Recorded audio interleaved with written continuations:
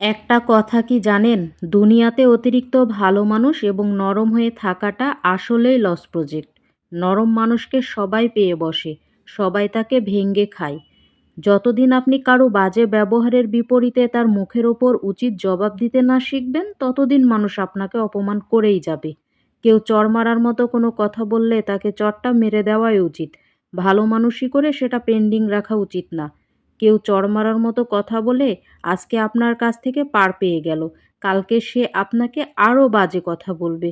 তখন আপনার নিজের মানসিক যন্ত্রণার জন্য আপনি নিজেই দায়ী থাকবেন। স্ট্রেট ফরওয়ার্ড হন, স্পষ্টবাদী হন। কেউ আপনাকে অভদ্র, কেউ আপনাকে অহংকারী এবং কেউ বেয়াদবও বলবে। বলুক না, মাঝে মাঝে নিজের আত্মসম্মান বজায় রাখতে একটু বেয়াদব অহংকারী হতেই হয়। পৃথিবীর সব কিছুর সাথে আপোস চলে, কিন্তু নিজের আত্মসম্মানের সাথে আপোস চলে না।